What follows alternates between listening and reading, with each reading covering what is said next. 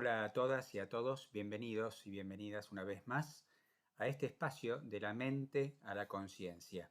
En esta oportunidad volvemos a compartir con el querido amigo Emilio Carrillo, economista, docente, conferencista, divulgador, escritor.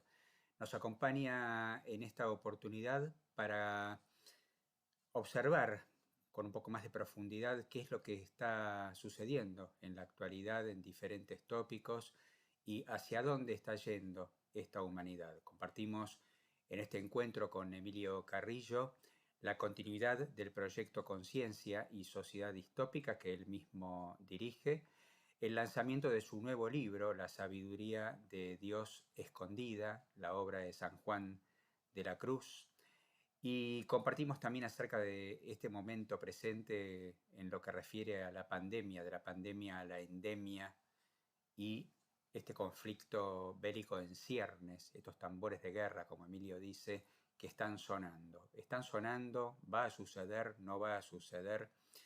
Y la necesidad, por último, de disolver la cuarta pared.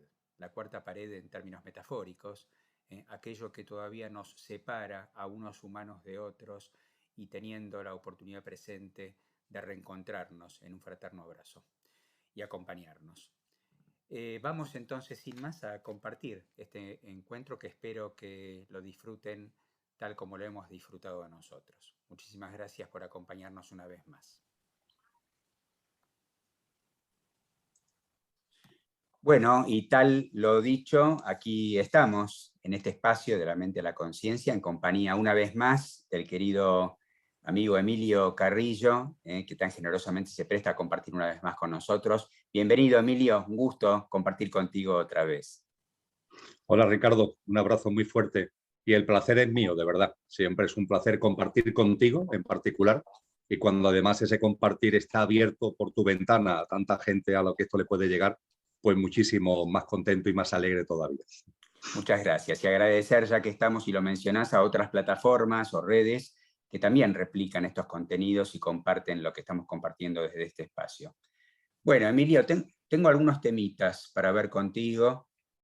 Vamos a ver aleatoriamente, sin un orden preestablecido, pero intentamos tejer juntos, como siempre. Primero, bueno, me parecía interesante actualizar a las amigas y amigos que comparten con nosotros con respecto al proyecto de investigación Conciencia y Sociedad Distópica, proyecto que dirige justamente Emilio Carrillo, y poder compartir, bueno, en qué etapa estamos. Venimos de compartir publicación de libro, congreso, y poder, aunque sea resumidamente, compartir en qué etapa estamos y la continuidad del proyecto y hacia dónde estamos yendo. Pues encantado, Ricardo, encantado de hacer esa puesta en común. De tu mano, además, que eres un miembro absolutamente activo del equipo de dirección y de trabajo del proyecto. Así que no hay mejor mano que para hacer esa pequeña síntesis. Pues mira, tal como te escuchaba hacer la pregunta, Ricardo, se me venía a la reflexión a mi mente en el sentido siguiente. El proyecto tuvo su punto de arranque en el verano del año 2018.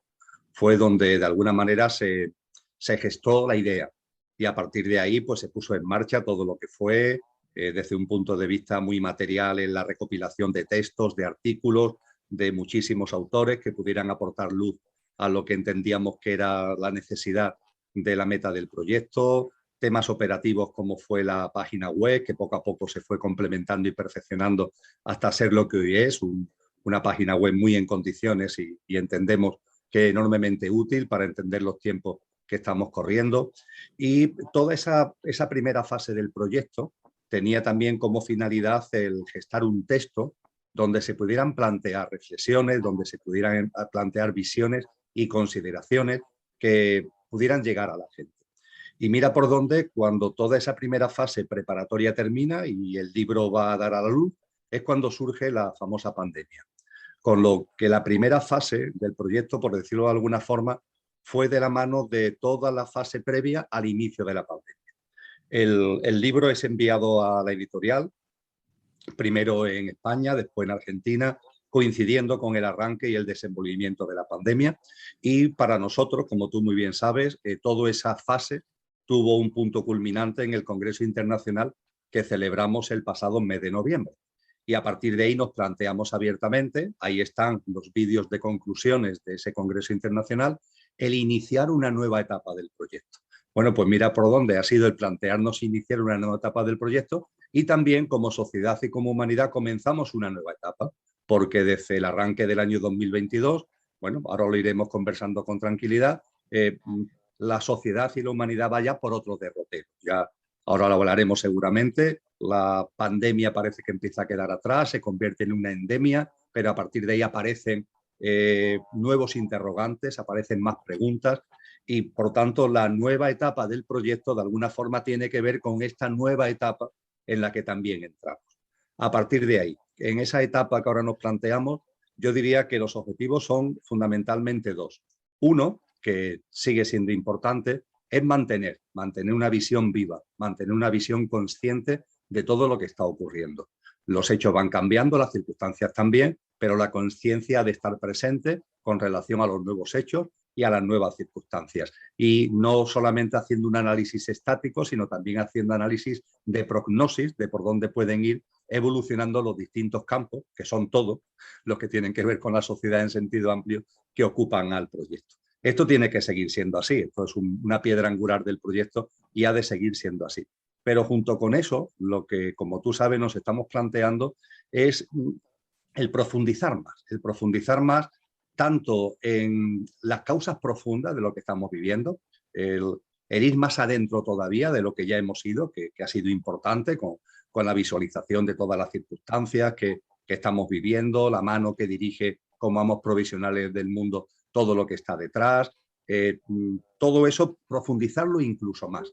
Y creo que en esta nueva etapa tenemos esa obligación de ir más al núcleo duro, al meollo de la cuestión de lo que realmente motiva esta distopía, y que haya tantos estamentos, tantas redes de intereses creados que la favorecen, que la potencian, que la intensifican y que utilizan distintas estrategias y distintos instrumentos, pero siempre para ir a más en una especie de huracán de magnitud aceleradamente creciente. Eso tiene que estar ahí.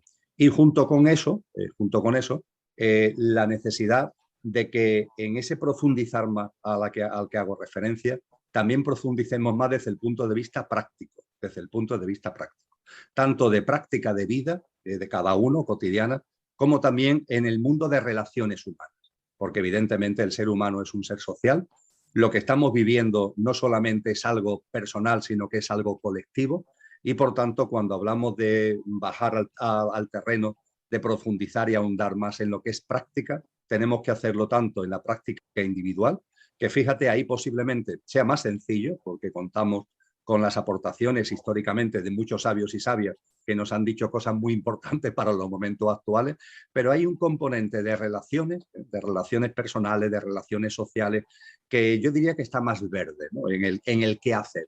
Y creo que es una de las asignaturas pendientes que podremos abordar en esta etapa del proyecto. Así que continuar lo que es la visión consciente de todo lo que ocurre y profundizar tanto en lo que motiva en toda su hondura lo que estamos viviendo, como en la práctica de vida, tanto personal como colectiva, relaciones, etcétera, etcétera, en el sentido que acabo de exponer. Así que tenemos una bonita tarea por delante. Ya lo creo, sí, sí. Y nos llena de entusiasmo y la verdad que es un privilegio poder compartirla contigo, Emilio, y con todas nuestras compañeras y compañeros del proyecto. Ahora vamos a volver, de todas formas, un poquito más tarde. Te voy a proponer seguramente volver sobre esto último que planteabas, acerca de la continuidad y de esta práctica que también siento que nos convoca. A modo de transición hacia otro tema que me interesaba compartir contigo, me parecía importante también porque, como siempre, tenemos amigas y amigos que comparten el material que escribís, lo que estás compartiendo a partir de tantos libros ya escritos por vos, Emilio, y en este caso, bueno, está la inminente publicación de un nuevo libro que, si no me equivoco, corregime por favor si me equivoco, Emilio, se llama Sabiduría de Dios Escondida, la mística de San Juan de la Cruz, libro que entiendo se está publicando el día 7 de febrero por Editorial Sirio, y que se va a estar compartiendo en una presentación el día 13 de marzo en el convento del Carmelo de Segovia. Así que me gustaría escuchar contigo, Emilio, acerca de este libro, de qué se trata, qué es lo que estás entregando en esta oportunidad. Pues estupendo, Ricardo. Además viene muy de la mano de lo que acabamos de compartir por lo siguiente. Tanto tú como yo, desde nuestra perspectiva personal, de conciencia personal, pero también el proyecto al que estamos haciendo referencia, el proyecto Conciencia y Sociedad Distópica, insistimos mucho en la importancia de que la mirada exterior y la mirada interior vayan de la mano.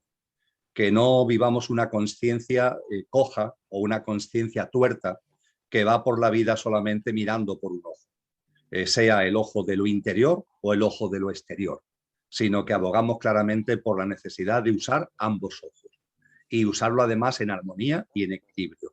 Es decir, que la conciencia tiene que ver con el conocimiento de uno mismo, tiene que ver con sacar lo mejor de uno mismo, con ir no solamente recordando, sino viviendo cada vez más en coherencia con esa esencia imperecedera, divina que todos tenemos, y esa mirada interior de conocimiento y de reconocimiento es fundamental. Pero junto con eso es imprescindible una mirada exterior, lo que está sucediendo, buscar la verdad detrás de la tramoya, de todo lo que se mueve en la realidad circundante. Pues bien, en ese sentido, yo intento plasmar eso en mi vida cotidiana, es decir, intento que no sean solamente palabras, sino que haya una coherencia en mi vida con relación a ello. Y en esa mirada interior, que va unida también a una mirada exterior, ahí está el proyecto, Conciencia y Sociedad Distópica, pero en lo que a mí respecta en esa mirada interior hay determinados referentes, tanto personajes como obras, que me ayudan. Esos personajes van cambiando, lógicamente, en la medida en que también vamos evolucionando, ¿no? Para mí hay una figura básica, fundamental, que no cambia, está ahí siempre, como si fuera la estrella polar, que es la figura de Cristo Jesús, la figura de Jesús de Nazaret.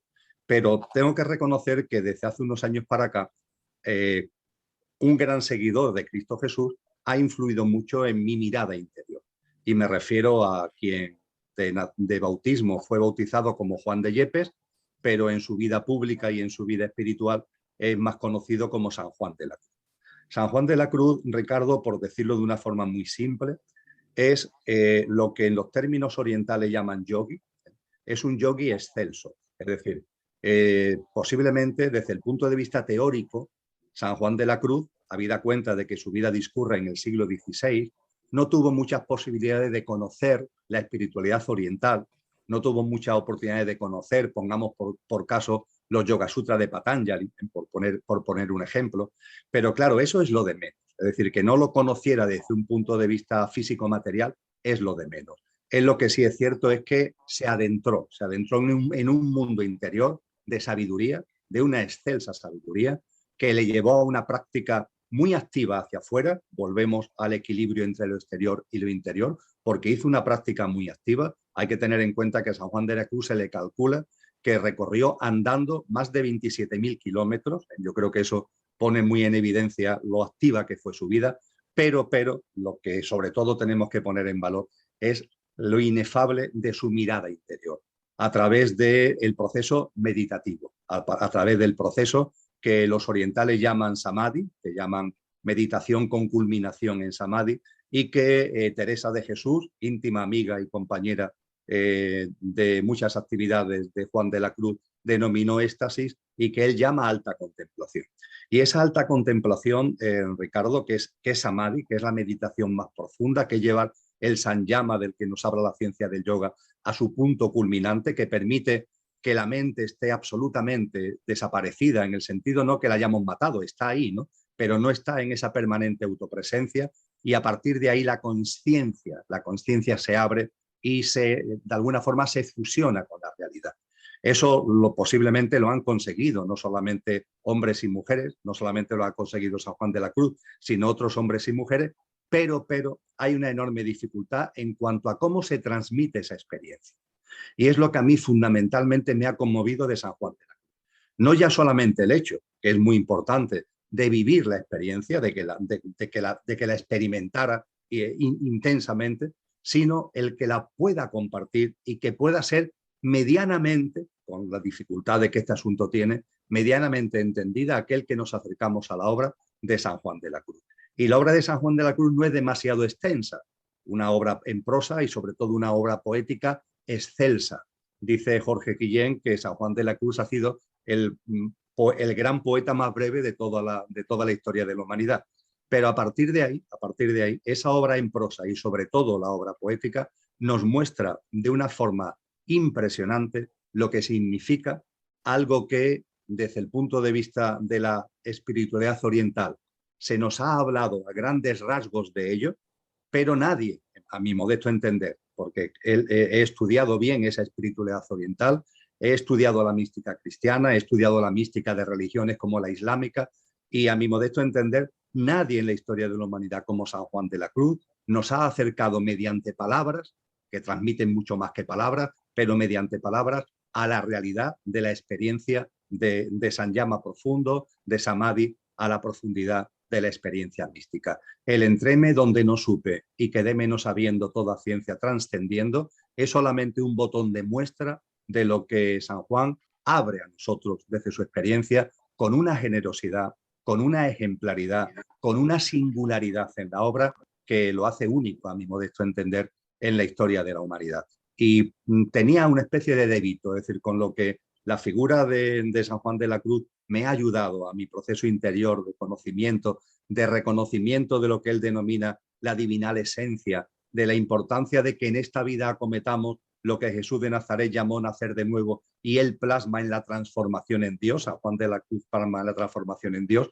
Todo eso me ha influido tanto, me ha removido tanto, me ha ayudado tanto, que tenía una deuda. Tenía la deuda de compartir de corazón con todos los que estén interesados la obra de San Juan de la Cruz y también mi experiencia a través de la obra de San Juan de la Cruz. Y en fin, y todo esto ha dado lugar finalmente a este texto, Sabiduría de Dios escondida, la mística de San Juan de la Cruz, que bueno, yo tengo el privilegio de ser el autor y por tanto tengo el primer ejemplar, pero efectivamente, como tú dices, hasta dentro de unos días, de Dios escondida. Efectivamente, es un título que llama la atención, es un título que tiene sentido en cuanto que San Juan de la Cruz habló mucho de esta sabiduría de Dios escondida, habló mucho. De hecho, a la orden a la que él perteneció y reformó, la de los carmelitas, en Andalucía, en el siglo XVI, era conocida como la orden de los mudos, porque guardaban mucho silencio los miembros de esta orden, y no guardaban silencio porque no tuvieran nada que decir, todo lo contrario, porque tenían que decir cosas tan espectaculares que era difícil expresarlo, y esa dificultad de expresión es lo que le llamaba ese estado de mudez.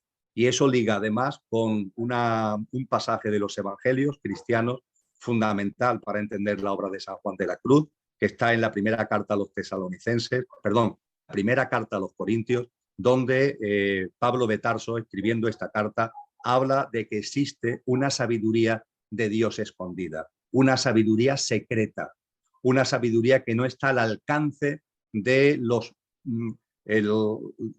poderosos, de los destructores, dice, estamos buscando la expresión exacta, dice de los que están destruyendo este mundo, de los poderosos que destruyen este mundo, y que sin embargo está al alcance del que se abre a la realidad íntima que todos tenemos, desde la sencillez, desde la búsqueda de la verdad, y que nadie que no siga ese camino de la sencillez, es decir, dejar a un lado la soberbia, el orgullo, el engolamiento, todo eso, dejarlo a un lado, y una búsqueda sincera de la verdad. Ese es el camino, porque si ese camino no es el que se sigue, esto no va a ser nunca oído, no va a ser nunca entendido, no va a ser nunca sabido, porque tiene que ver con la sabiduría que aporta nuestro verdadero ser, la sabiduría de Dios que todos tenemos y que está escondida porque no la ponemos a flote, porque no la fructificamos como nos corresponde con esa transformación en Dios.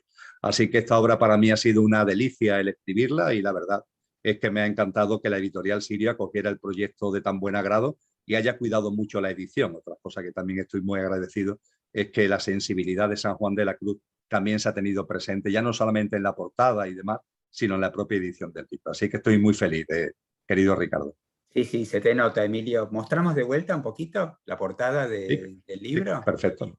¿Eh? No sé, con la luz aquí te queda el Hermosa imagen, sí, sí, pero se llega a ver la mística de San Juan de la Cruz. Bueno, ya está, no está escondida entonces ahora esta sabiduría. Ya está, Bueno, ya. te aseguro que para los perturbadores y destructores y poderosos de este mundo sigue estando igual de escondida. Vamos a entrar ahora en ese tema, pero bueno, me parece interesante como reflejo de esperanza, y saldada la deuda, además, saldada esta deuda a la que te referías recién, que me imagino que, bueno, también tendrá, sería otro capítulo para compartir contigo, Emilio, ¿no? A esto que llamás esta deuda álmica o esto que sentís que también tenías que terminar entregando con respecto a San Juan de la Cruz. Así que, bueno, me alegra mucho que estén haciendo esta obra y bueno, que esté al alcance ya de todos quienes quieran tomar contacto con ella. Pero bueno, como recién bien decías, las fuerzas involutivas, las fuerzas involutivas hacen también de las suyas y hacen todo lo necesario para que se esconda lo que ellos quieren que se esconda, para que no salga a la luz lo que ellos no quieren que salga a la luz, y para hacer todo lo posible.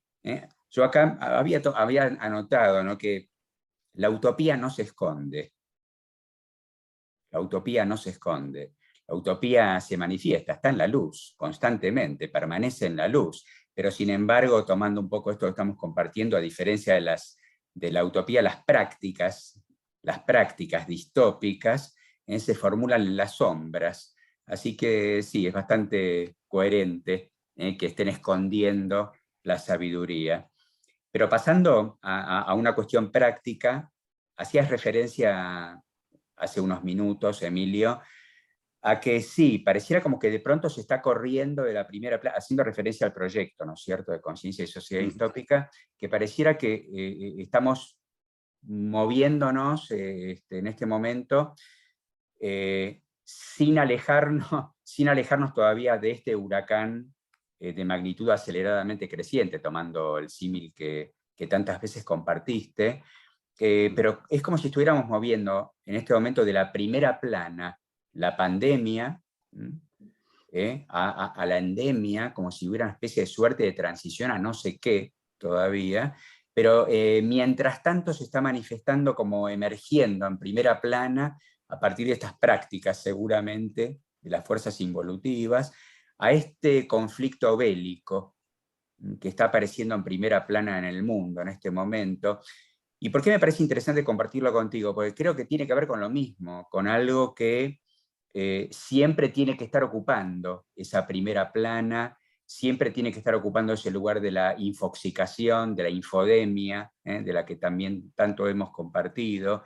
Y me refiero concretamente al conflicto que se está presentando y que no sé, la verdad que no sé ni cuándo, ni a qué hora, ni cómo, ni si va a terminar estallando entre Rusia, China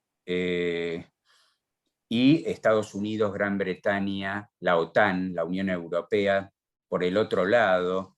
Siento cierta confusión con respecto a esto, Emilio, por eso también lo quería compartir contigo, porque no sé si tiene que ver también con luciféricos contra arimánicos, si tiene que ver con luciféricos contra luciféricos, arimánicos contra arimánicos, o no sé con qué, pero siento que empieza a emerger cierta confusión también a partir de esto que estábamos compartiendo. Así que con todo gusto te escuchamos. Muy bien, maravilloso, maravilloso asunto, Ricardo. Bueno, antes que nada, efectivamente, todo indica que la denominada pandemia se convierte primero en los países, entre comillas, más desarrollados, después poco a poco en el resto del mundo, se convierte en endemia. El virus pandémico se convierte en un virus endémico. Con ello diríamos que se cierra una fase del mayor ensayo de ingeniería social que ha vivido la humanidad a través de toda esta enorme crisis sanitaria. Lo cual no significa que, terminado esto, entre comillas, esto primero no tenga secuelas, que las tiene, y que después no vengan más cosas, que van a venir. Esto tendrá secuelas porque, por ejemplo, la conversión del virus en endémico, en lugar de en pandémico, significa que ya las inoculaciones se convierten en moneda de uso cotidiano. Todas las voces, entre comillas, autorizadas hablan de la necesidad de que la inoculación se produzca una vez al año, ya indefinidamente, ya de por siempre. Con lo cual, uno de los objetivos está conseguido. De la misma forma como ensayo de ingeniería social, se han conseguido cosas muy importantes. Se ha evaluado bien hasta qué punto el miedo, entre comillas, puede afectar al comportamiento y a la capacidad de aceptación de las personas. Eso se ha podido medir bien a través de lo que hemos vivido en estos 2 años, números redondos. También se ha ido creando el caldo de cultivo de una serie de cosas que ya no van a cambiar. Por ejemplo, la tensión entre seguridad y libertad, es decir, la falacia de creer que para estar seguros hace falta renunciar parcelas de libertad. Eso es una gran mentira, pero esa mentira ha calado socialmente, y hay muchas personas que muestran su disposición a renunciar a parcelas de libertad en pro de una pretendida seguridad. Tú y yo sabemos que eso es absurdo, que una seguridad cuando no hay libertad no es seguridad, es autoritarismo, es despotismo, nunca va a ser realmente seguridad, pero eso ha calado, por ejemplo. Ha calado igualmente, se ha dado un paso enorme, se ha avanzado muchísimo en todo lo que tiene que ver con el mundo virtual y el mundo digital. Y al hilo de la seguridad y de la libertad, el uso de ese mundo digital al servicio de la seguridad y a través de una serie de medidas, cámaras, etcétera, etcétera, que se han convertido ya en moneda de uso común y que vamos a ir viendo a lo largo de este año 22 y 23 cómo va a ser ya algo absolutamente masivo. Ten en cuenta que, por ejemplo, en la Unión Europea, los fondos más importantes que se han liberado para ayudar a la recuperación económica, cantidades inmensas de centenares de miles de millones de euros dirigidos a los distintos países, van enfocados a la digitalización. Y una digitalización que lo que hace fundamentalmente es establecer todo un gran sistema que, teniendo un componente, yo no digo que no lo tenga, de servicio al ciudadano por distintos motivos, pero que como elemento básico y fundamental detrás lo que tiene es un monitoreo, un tratamiento tremendo de datos, un control ciudadano y un control social, y eso está a la vista de aquel que quiera verlo. Es decir, por tanto, todo lo que hemos vivido, que ahora ya se transforma de vestido, porque del pandémico pasa al endémico, no obstante, no podemos olvidar ni mucho menos que ha tenido unos efectos sociales que han generado ya el caldo de cultivo adecuado para que ahora vayamos viendo otras cosas que, por tanto, serán secuelas de lo que hemos vivido estos 2 años. Y junto con eso, ciertamente, aparecerán cosas nuevas que se crearán también más fácilmente a partir de lo que se ha construido a través de la pandemia. Sin duda ninguna, todo lo que tiene que ver con el cambio climático va a ser un protagonista central en este año 2022 y en el año 2023. El cambio climático ya no puede ser ignorado, ya no puede ser disfrazado. Las implicaciones, los efectos son cada vez más claros y lo vamos a ver con absoluta precisión a lo largo del presente año y a lo largo del año que viene.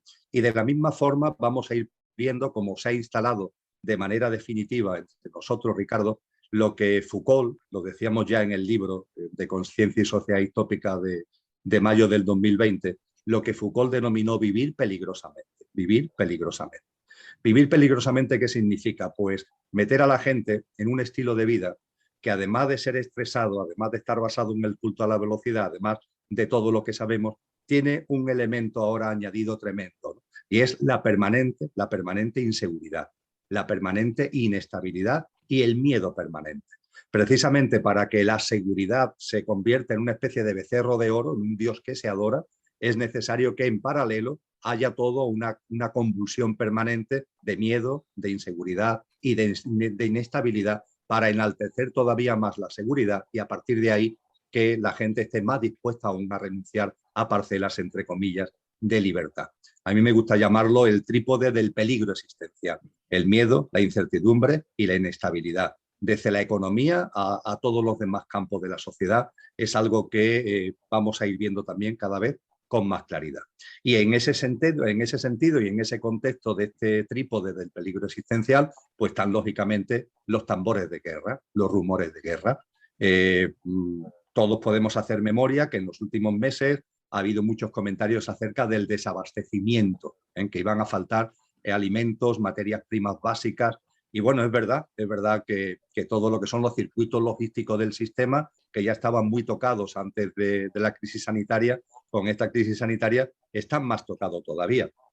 Pero de ahí a decir que va a haber un desabastecimiento de materias primas, etcétera, etcétera, es una exageración. Y es una exageración buscada, es una exageración querida para meter miedo, para que nos mantengamos en el vivir peligrosamente. Y ahí también están los tambores de guerra, Ricardo. Personalmente no veo el hecho de que se den las circunstancias actualmente para que haya una confrontación bélica de calado. No digo local, no digo una confrontación local. De hecho, deberíamos recordar que hemos comenzado el año 2022 con 64 conflictos bélicos en el planeta. 64, que se dice pronto. Y hay algunos muy duros que están produciendo muchas víctimas y de los que no se habla absolutamente nada.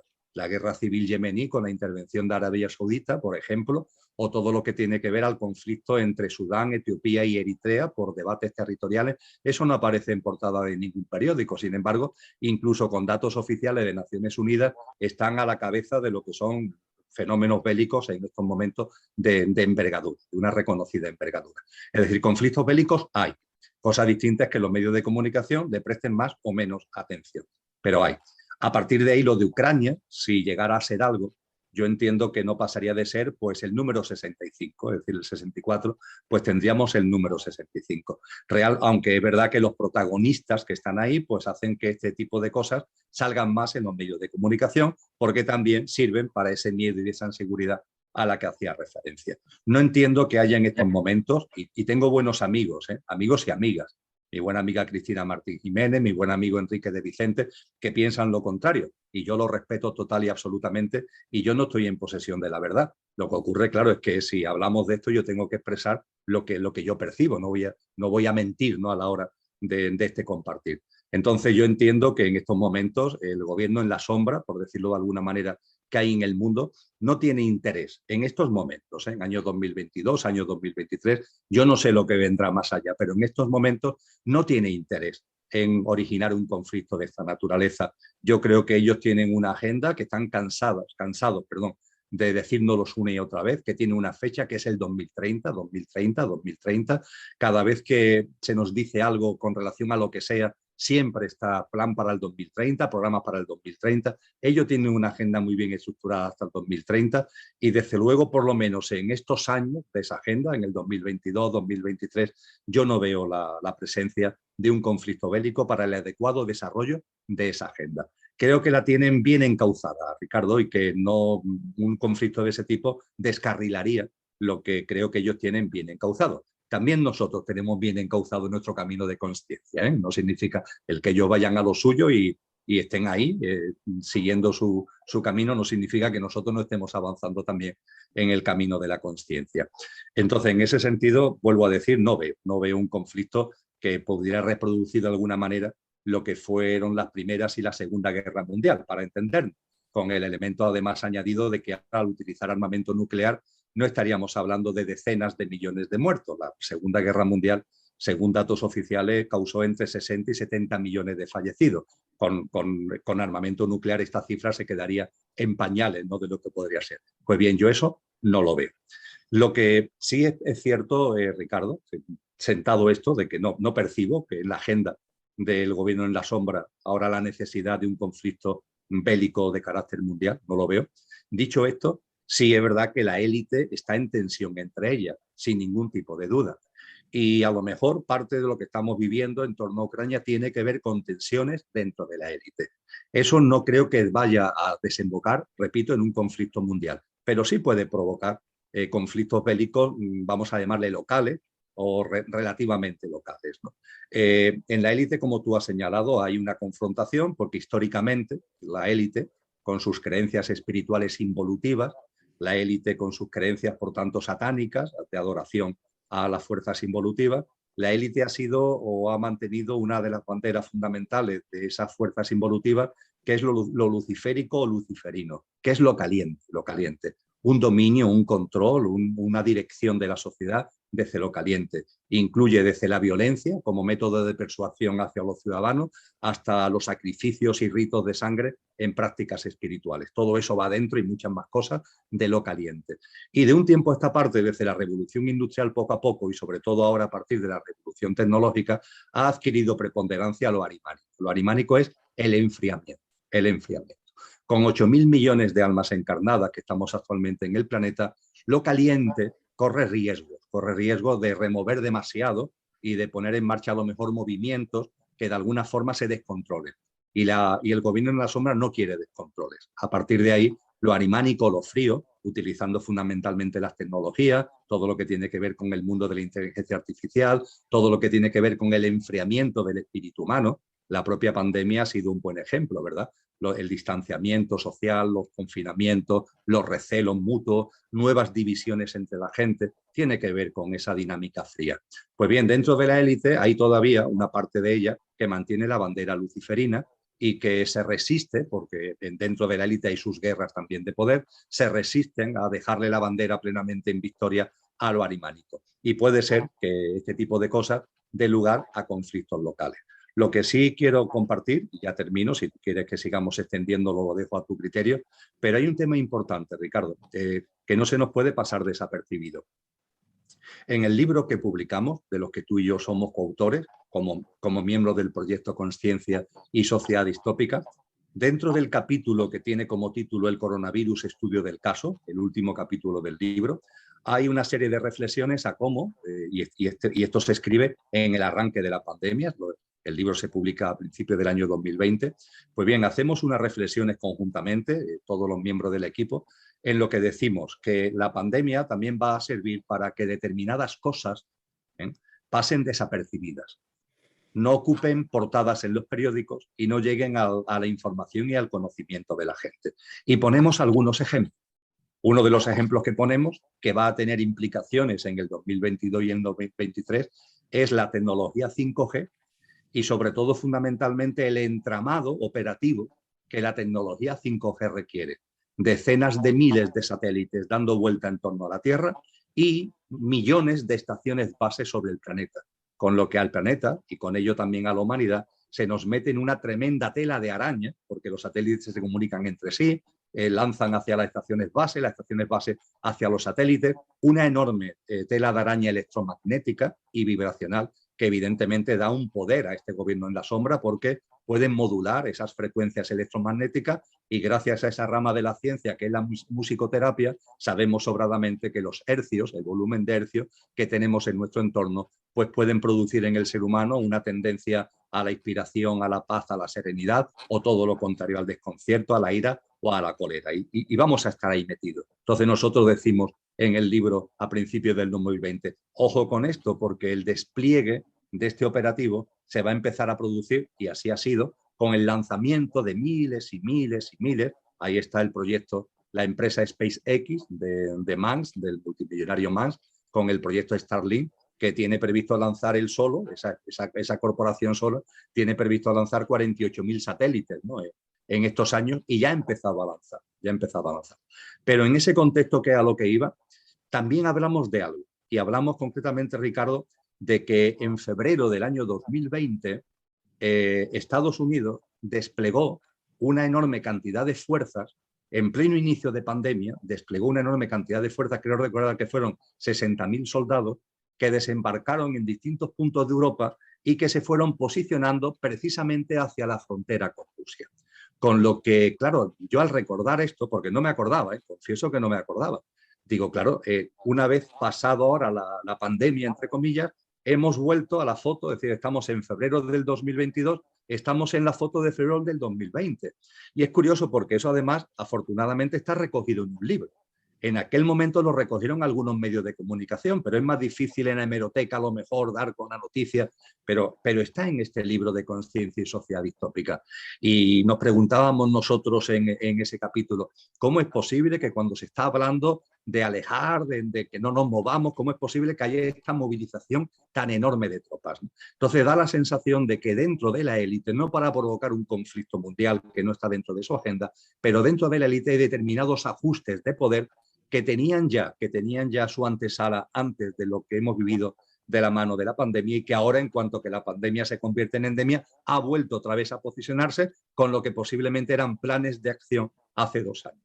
Y es precioso recordar esa página de nuestro libro porque creo que aporta mucha luz acerca de lo que estamos viviendo.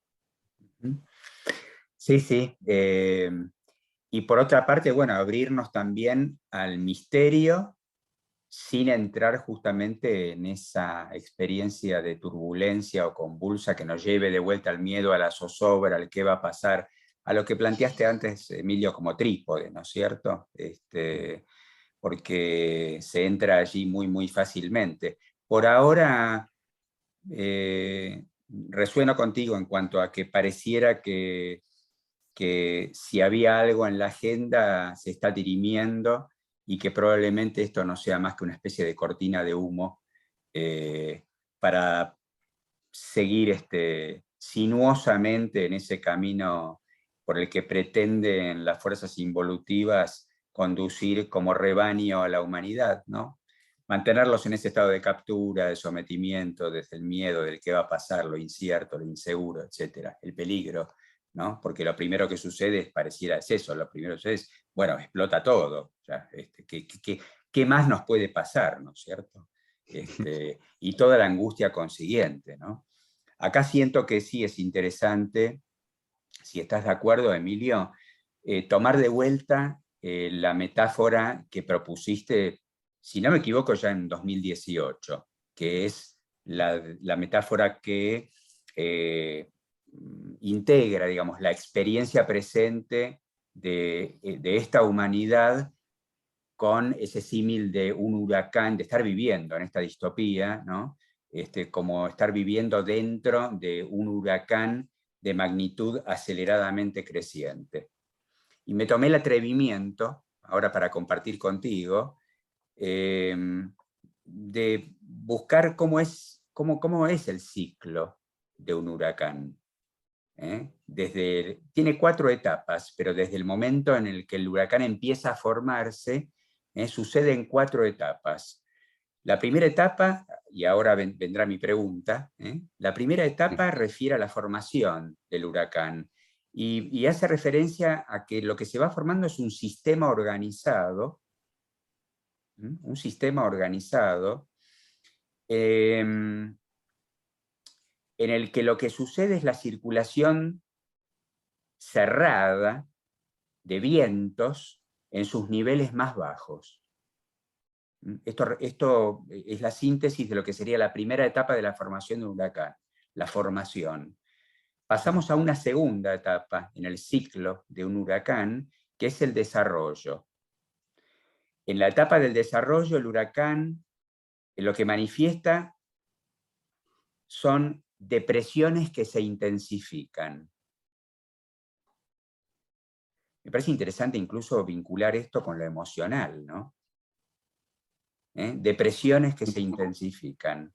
Además, en esta etapa, en la del desarrollo, alcanzan los vientos, alcanzan la fuerza de un huracán. Y los vientos además giran en el sentido contrario a las agujas del reloj. Interesante, ¿no?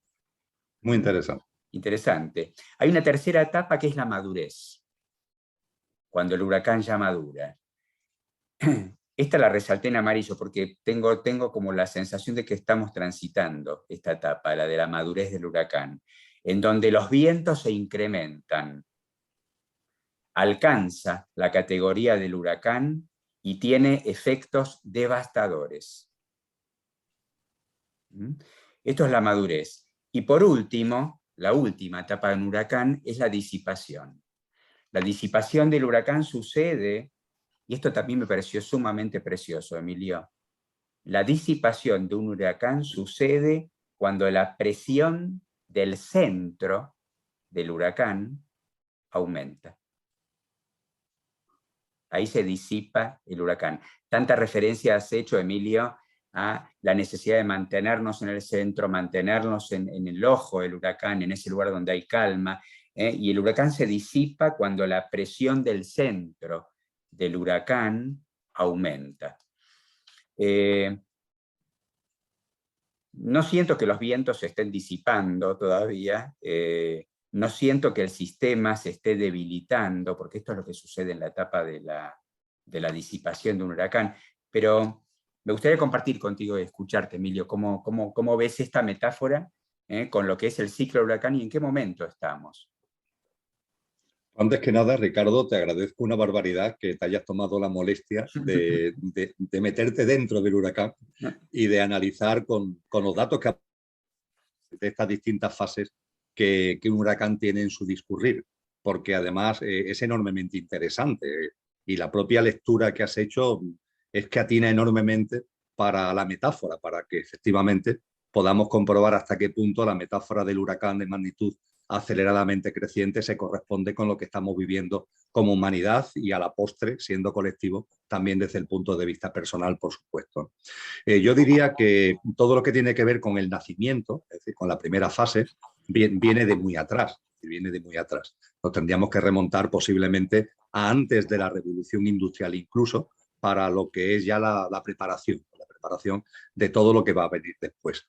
Yo diría que la fase después ya de desarrollo, donde ya en esa fase de desarrollo tú has hablado ahí de que hay una intensificación, has hablado también de que ya el huracán se consolida como huracán. Yo creo que eso tiene que ver con lo que los textos cristianos, vamos, Jesús de Nazaret en particular, en el capítulo 24 del Evangelio de Mateo, por ejemplo, sitúa como los tiempos de la desolación, que son los males de siempre, pero con más intensidad que nunca. Es decir, lo que estaba en el nacimiento del huracán se desarrolla y alcanza un nivel de mayor intensidad. Eso serían en el cristianismo los tiempos de la desolación, que como hipótesis, yo sitúo entre ese desarrollo, su arranque, lo situaría con la revolución industrial, con la plasmación de la revolución industrial. La revolución industrial tuvo dos olas a lo largo del siglo XIX y ya en torno a 1870-1880 la revolución industrial se consolida. Yo diría que la fase de desarrollo comienza ahí. Y es una fase de desarrollo que hemos vivido, Ricardo, posiblemente hasta 1970, 1980, hasta el arranque y consolidación de la revolución científico y tecnológica. Ha sido un siglo aproximadamente de esa fase de desarrollo y de esos tiempos de desolación en terminología cristiana. A continuación, en el esquema del huracán que tú has puesto, viene la madurez, con todo lo que ello conlleva, que tiene que ver con lo que en el cristianismo se denomina la gran tribulación. Los tiempos de la desolación son seguidos con la gran tribulación. ¿La gran tribulación qué es? Si los tiempos de la desolación son los males de siempre con más intensidad que nunca, la gran tribulación son los males de siempre con más intensidad que nunca, pero además nuevos males que la humanidad nunca antes ha conocido. Yo diría que eso se corresponde con esa fase de maduración del huracán a la que tú has hecho referencia, que a mi modesto entender habríamos comenzado entre 1970 y 1980 y que estamos plenamente en ello en un estado avanzado. Yo no sé cuánto va a durar la fase de maduración del huracán, no lo sé. No sé cuánto va a durar, por tanto, la fase de la gran tribulación. Si va runto, Ricardo, que no tendrá la misma duración, será más corta porque es acelerada. Si la fase de desarrollo, los tiempos de la desolación, ocuparon aproximadamente 100 años, yo barrunto que la gran tribulación, la fase de maduración del huracán, va a durar menos de 100 años, pero no sé cuántos, por supuesto. Ahora llevaríamos, en este esquema que acabo de compartir, llevaríamos 40, 50 años de esta gran tribulación y de la maduración. Y de alguna forma, como ya llevamos unas cuantas décadas en la maduración y en la gran tribulación, empezamos a percibir, aunque nadie sepa ni el día ni la hora, es muy claro Cristo Jesús, y ni tú ni yo estamos en condiciones, yo creo que ningún ser humano, de poner ahí alguna referencia temporal en el horizonte, pero empezamos a ver algunos signos de posible desvanecimiento. Ese desvanecimiento que además tú has dicho enormemente bien, cosa que yo desconocía, que para que el huracán se disipe, precisamente lo hace desde su centro, porque nosotros hemos insistido mucho en que ante el huracán de magnitud aceleradamente creciente, lo que corresponde no es salir corriendo, cosa que además es un imposible, porque es un huracán global que ocupa todo el espacio planetario, pero es que aunque fuera posible, no es lo que en conciencia corresponde. Lo que en conciencia corresponde es sitúate en el centro del huracán, porque es ahí donde no hay viento, es ahí donde la temperatura es cálida, es ahí donde el cielo está despejado. Sitúate tú en el centro del huracán, desde la conciencia, vive todos estos acontecimientos con serenidad, vive todo este acontecimiento con la mayor paz interior, ante ellos intenta sacar lo mejor de ti mismo y ponerlo al servicio de los demás y de la vida, y a partir de ahí es lo que nos corresponde hacer, situarnos en el centro del huracán. Y mira por dónde tú ahora se hace el apunte fundamental de que el huracán se desvanece en la medida en que el centro va adquiriendo potencia. Pues efectivamente, esta es la parusía del que se habla en el cristianismo, es decir, la parusía es una presencia, es la presencia de lo crístico, pero entendido no solamente como lo crístico que viene de fuera, sino lo crístico también que emana de dentro de cada uno de nosotros y que estando en nosotros ya, porque nuestra esencia divina, se plasma en nuestra vida cotidiana cada vez más. Con lo que es auténticamente precioso, ¿no? Es lo que tú has compartido del huracán acerca del centro. Y tenemos que ser conscientes que esa potenciación del centro, que modestamente estamos haciendo ya muchos seres humanos y cada vez seremos más, va a ir acompañado en lo que es el huracán para su desvanecimiento, va a ir acompañado del triunfo de la bestia, que lo llama el cristianismo. Es decir, es como si el sistema ya llegara al culmen de su poder y de la distopía, ¿no? Pero ahí sí se moja el cristianismo enormemente, el libro del Apocalipsis, porque nos dice que cuando la bestia triunfe, es decir, cuando esa distopía ya se haga completa, cuando ya todo esto haya llegado al máximo grado, dice que esto no va a durar más de 1330 y tantos días o 60 y tantos días. Es decir, que ese triunfo de la bestia, en definitiva, no es sino el prolegómeno inmediato del desvanecimiento, ¿no? Con lo que ese desvanecimiento tiene que ver con el mayor grado de distopía, pero en paralelo a un centro que se hace cada vez más fuerte.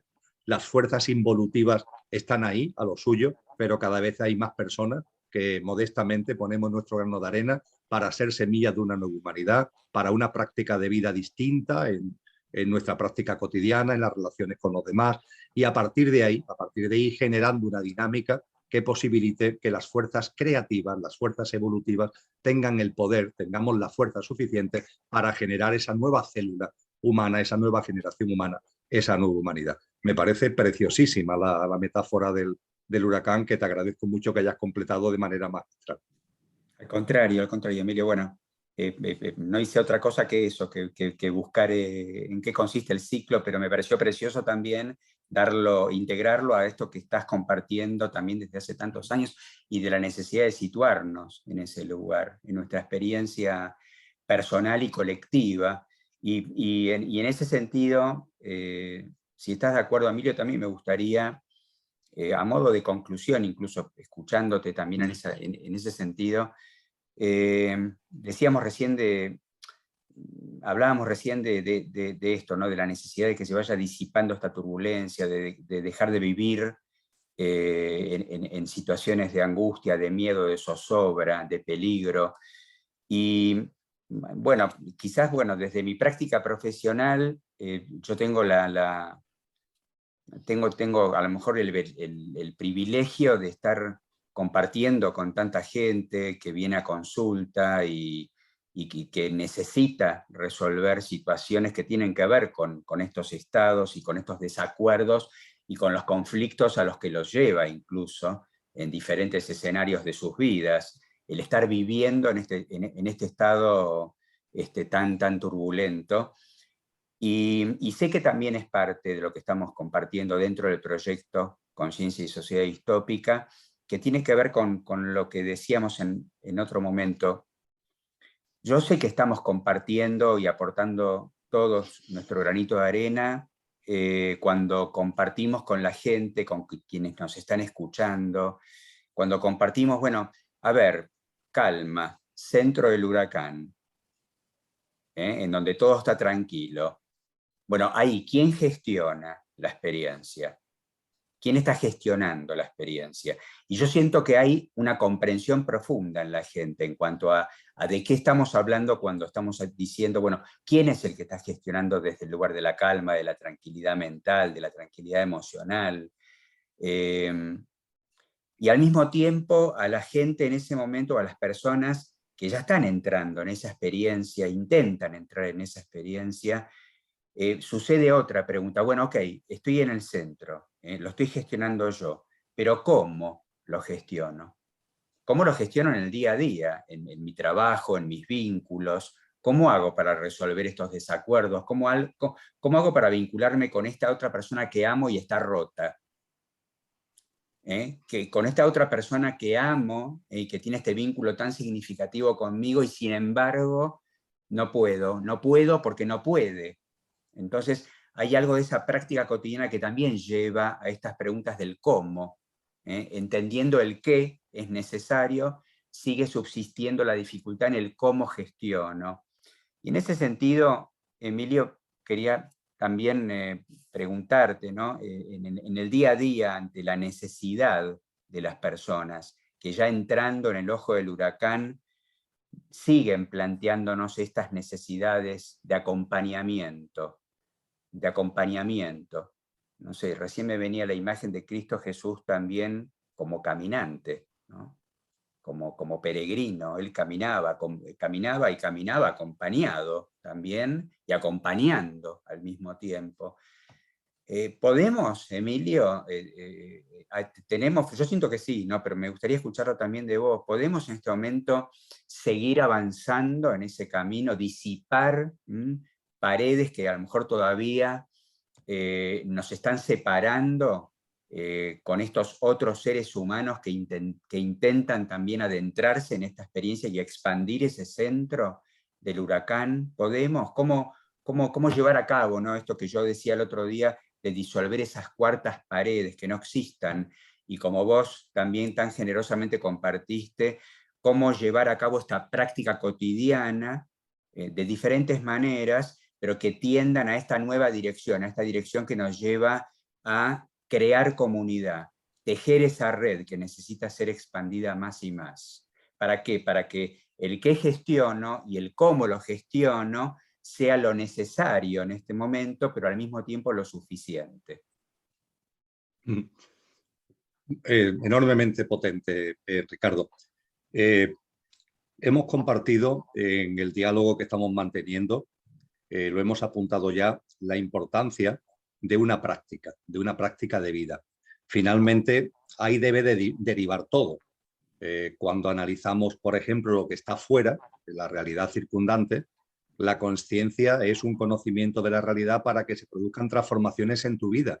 No es para que te quedes atrapado por esa realidad, ¿no? Que es lo que desgraciadamente ocurre con demasiada frecuencia, ¿no? Que señalamos ahí a un presunto culpable, nos victimizamos, nos olvidamos de nuestro poder, ¿eh? Por tanto no miramos hacia adentro para darnos cuenta del poder divino que atesoramos, de nuestra esencia y de nuestra naturaleza. Señalamos con el dedo a un presunto culpable, unos presuntos culpables fuera, lo responsabilizamos de todo, huimos también de nuestra propia responsabilidad y a partir de ahí, curiosamente, tirándole piedras a esos culpables, seguimos viviendo bajo los paradigmas, bajo los hábitos y bajo las pautas que esos quieren que sean los que estén presentes en nuestra vida.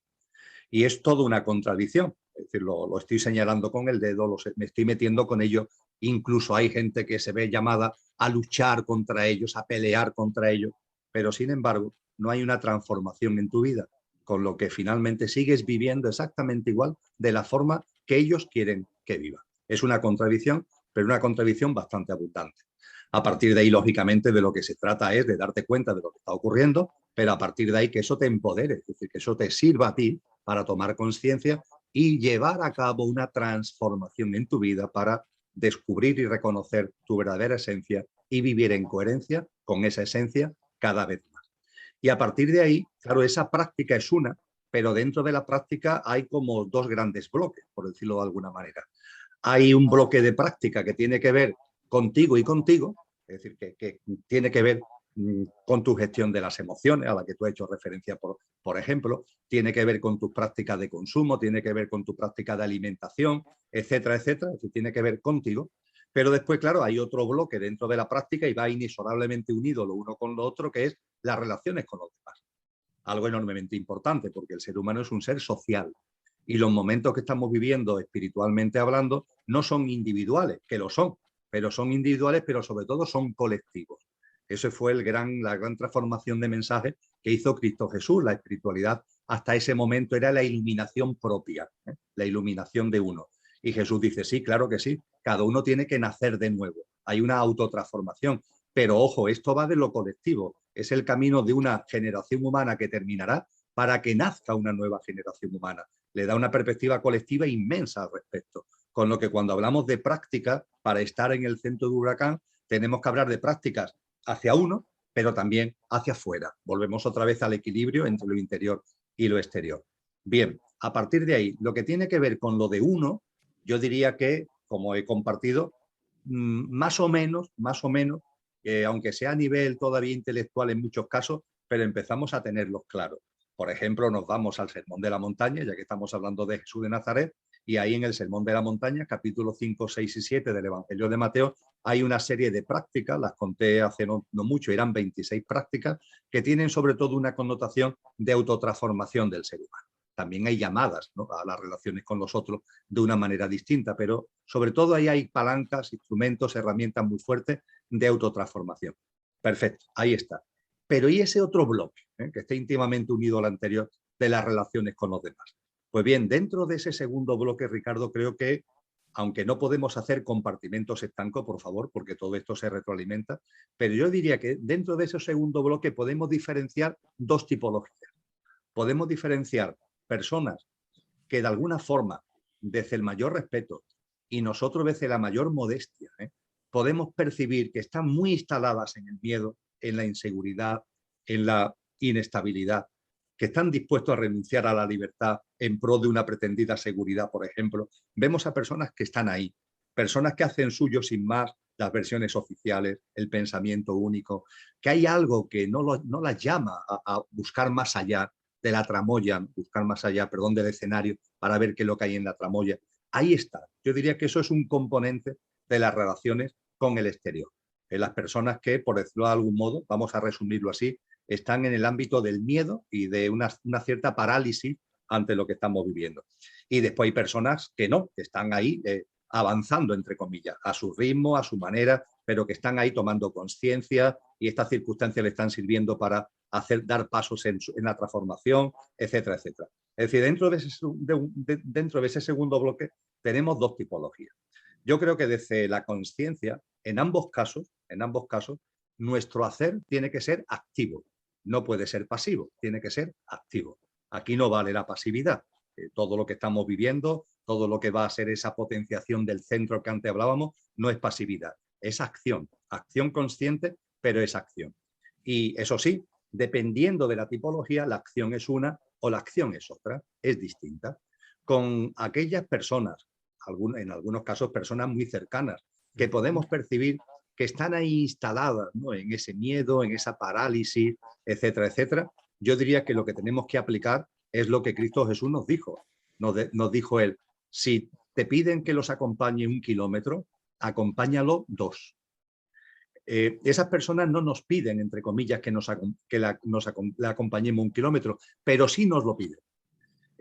Yo creo que hasta cierto punto tiene un parecido, y tú de esto sabes muchísimo más que yo, Ricardo, como psicólogo, terapeuta y persona consciente que eres, tiene algo que ver con el duelo. Es decir, cuando hay un duelo, cuando una persona, por ejemplo, fallece un ser querido, esa persona se queda como bloqueada, ¿no? Y cuando se le intenta decir cosas es como hablar con la pared, no te das cuenta que no es cuestión de hablar.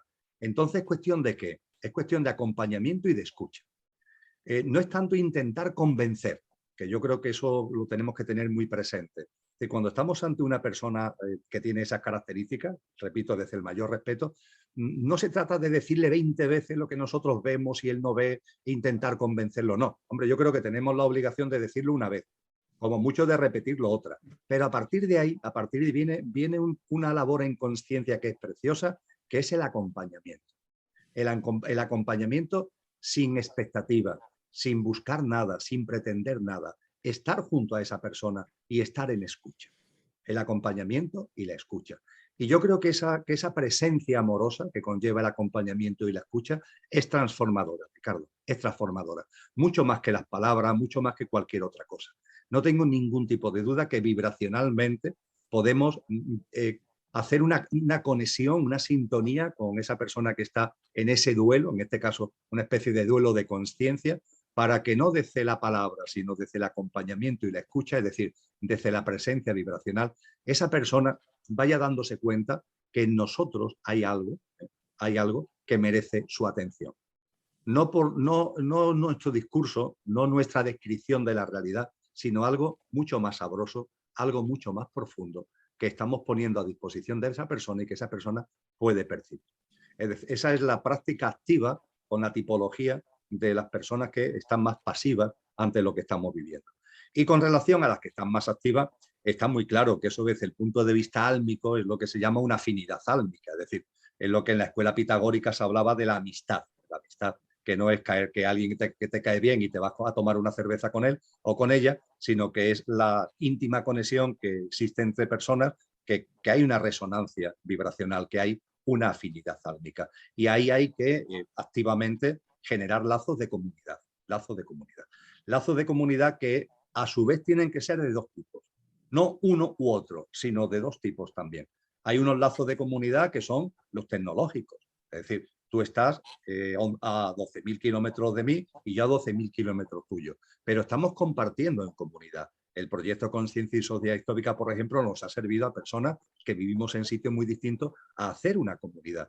Y claro que tenemos una comunidad, en fin, no comemos juntos, tú comes en tu casa y yo en la mía, pero hay una comunidad en lo fundamental, hay una comunidad en lo esencial. Y eso está surgiendo en muchas partes del mundo. Hay muchos grupos, muchos círculos, muchas plataformas de personas que están conectando entre sí a través de las tecnologías en lugares muy distintos del mundo y de forma activa están haciendo una labor de comunidad, aprovechando precisamente, mira por dónde, una revolución tecnológica que, como decimos nosotros en el proyecto Conciencia y Sociedad Distópica, es fruto de la evolución en conciencia de la humanidad, con lo cual estamos legitimados para usarla en este sentido, aunque otros quieran usarla. Ha caído aquí una cosa, no pasa nada. Quieran usarla para una cosa totalmente distinta, Ricardo. Entonces estamos legitimados para usarlo a favor de la conciencia. Y junto con la vida activa comunitaria tecnológica, hacer también lo que esté en nuestra mano por lazo de proximidad local, lo que esté en nuestra mano. Cada uno tendrá más posibilidades, otros tendrán menos, dependerá mucho de dónde vivamos, de nuestras circunstancias personales, laborales, familiares, pero no dejar esa llamita, no dejar esa llamita. Aquí en Europa ha surgido recientemente, creo que desde Francia, un proyecto que se llama Solaris, que tiene precisamente esa finalidad. Es un proyecto muy modesto, vamos, los que lo han promovido ni siquiera tienen interés en que se difunda, pero no obstante se difunde. ¿Y de qué se trata? Pues se trata de utilizar una red social, normalmente se está utilizando sobre todo Telegram, para que personas que viven en un territorio cercano, pues, y que están en este camino de la conciencia y que pueda haber una cierta afinidad álmica entre ellos, pues se conozcan, uno se ponga a disposición de otro en lo que cada uno pueda aportar. Y, por ejemplo, aquí en donde yo vivo, a las afueras de Sevilla, en una zona que se llama Montequinto, pues ya ha surgido, ¿no?, una primera célula, que es como se le llama, una primera célula Solaris de Montequinto. Y están surgiendo en muchas partes de Europa. No digo que este sea el camino necesariamente, lo pongo simplemente como ejemplo, ¿no?, como ejemplo de tener un contacto, de tener una proximidad, de tener un reconocimiento, ¿no?, entre personas que por lo que sea la vida nos ha puesto en un mismo territorio muy cercano. No estamos hablando ni siquiera de una gran ciudad, estamos hablando incluso de barrios dentro de una gran ciudad, si la ciudad es grande, y que haya un conocimiento de causa y una cercanía entre nosotros y haya una disposición ¿a qué? Pues ya veremos a qué, ya la vida irá diciendo si eso tiene que fraguar de una forma, tiene que fraguar de otra. Así que evidentemente todo lo que es la práctica, mucho más allá de lo personal, que es indispensable, esa práctica hacia afuera, hacia las personas que están ahí más como en estado de duelo, el acompañamiento, la escucha, la presencia, no el discurso, no el convencimiento, y con los que están más en afinidad con nosotros, pues ir estableciendo lazos de comunidad que pueden ser tecnológicos, pero que también, en la medida de lo posible, deben ser de cercanía y de aproximación. Bien, y así como empezamos, concluimos, porque tiene que ver esto último que estás planteando. También siento que con la continuidad del proyecto, y es lo que estamos observando y nos estamos proponiendo, avanzar en esa dirección también. Emilio, qué lindo. Tenía muchas ganas de conversar con vos. Hacía hacía tiempo que no teníamos este mano a mano y me alegra muchísimo y bueno, te dejo, como siempre, me gusta escuchar de vos las palabras finales o el mensaje que quieras compartir conmigo y con quienes nos acompañan también en este momento. Pues sobre todo y fundamentalmente, Ricardo, más que nunca de agradecimiento hacia ti y agradecimiento siendo hacia ti también hacia mí, de agradecimiento a todas las personas que sin salirnos del ámbito de la sencillez, o al menos intentando no salirnos del ámbito de la sencillez, sí sentimos y percibimos que este camino es un camino colectivo, es un camino de ir de la mano, es un camino de compartir. No es el camino, aunque algunas personas quizás en estos momentos tengan esa necesidad en conciencia, pero yo diría que es una necesidad puente, cuando uno tiene la necesidad de retiro, de recogimiento, yo diría que es una necesidad puente para salir con más fuerza a lo que hoy yo creo que es lo que se nos reclama en conciencia, ¿no? Que es un compartir de corazón, es un extender una determinada mirada nueva acerca de lo que estamos viviendo, una mirada que es nueva no porque no venga de antiguo, que viene de esa sabiduría de Dios escondida, que se remonta muy atrás, sino que es nueva desde el punto de vista de que se plasma ante unos acontecimientos y unos hechos que son novedosos y ante una fase de la evolución humana que es absolutamente novedosa y tan novedosa como esperanzadora. Así que a disfrutar mucho de este parto, que es en lo que estamos, y a sacarle mucho jugo, sabiendo que cada contracción, cada removimiento que tengamos es una aproximación más al nacimiento de un bebé muy hermoso, en cuyo nacimiento vamos a ser semillas activas y participantes de la nueva humanidad. Así que a vivirlo esto dentro de lo que cabe. Sé que para muchos le puede parecer demasiado pretencioso, pero es una realidad, a vivirlo con paz y con alegría, porque son momentos también de estar alegres. Ahí estamos, navegando en ese líquido amniótico, cósmico y placentero también cuando se puede, de la mente a la conciencia. Cruzamos el puente con Emilio Carrillo. Gracias, Emilio, te mando un abrazo enorme. Igualmente, Ricardo, un abrazo. Gracias a todas y a todos por acompañarnos y bueno, hasta el próximo encuentro. Muchas gracias.